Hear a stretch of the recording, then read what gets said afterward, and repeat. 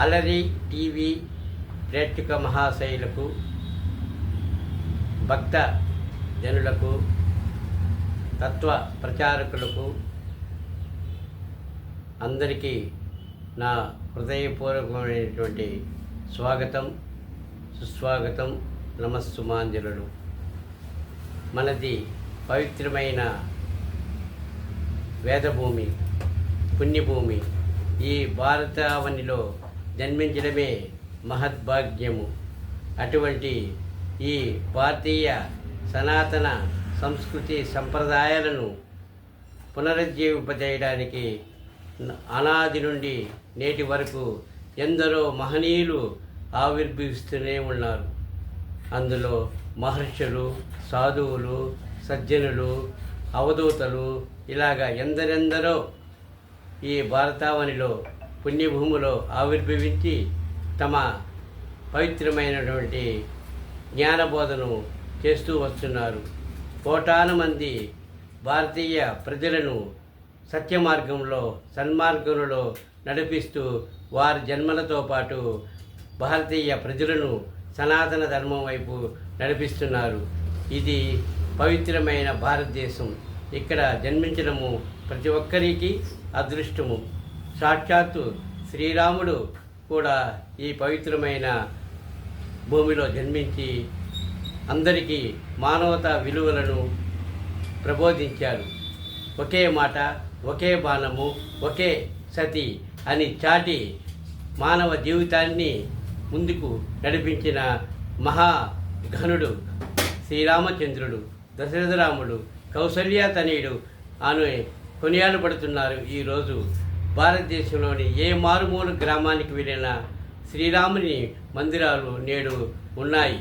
అక్కడ శ్రీరామనవమితో పాటు ప్రతి శనివారము, ప్రతిరోజు భజనలు చేస్తూ ఆ రామనామము మారుమ్రోగిపోతూ ఉంటుంది.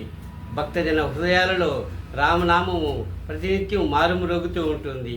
అలాంటి పవిత్రమైన భారతదేశంలో జన్మించడం మన అదృష్టం. శ్రీరాఘవం దశరథాత్మజమప్రమేయం సీతాపతిం రఘుకులాన్వయరత్నదీపం ఆజానుబాహు అరవిందదలాయతాక్షం రామం నిశాచర వినాశకరం నమామి.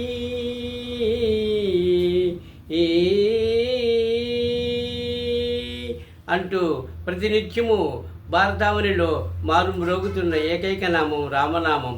ఆ రాముడే మనకు శ్రీరామ రక్ష. రా అంటే పాపాలు వెలుగులకు వస్తాయి, మా అంటే బంద్ అయిపోతుంది.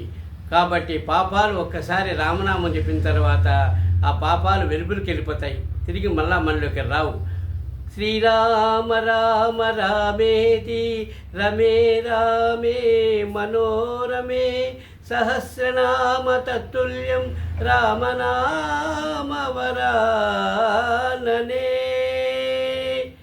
శ్రీరామచంద్రుని యొక్క జీవితం ఆదర్శమయము. అతను తన జీవితాంతము తండ్రి మాటకు కట్టుబడి ఉన్నాడు. ఒకే భార్యతో సహనం చేసినాడు. తమ్ముళ్లను శ్రేయస్సు కోసం రామరాజ్యం రా ఇది అని ఈ రోజుకి మనం చెప్పుకుంటున్నామంటే ఆయన ఆదర్శవంతమైన పురుషోత్తముడు. అటువంటి శ్రీరాముని గుణగుణాలు మనం నిత్యం కొనియాడుతూ రామనామాన్ని జపించాలని నా కోరిక. ఎందరెందరో మహనీయులు ఈ భారతావనిలో ఉద్భవించారు. వారందరూ ఆ రామనామాన్ని ఉచ్చరిస్తూ కైవల్యం పొందారు.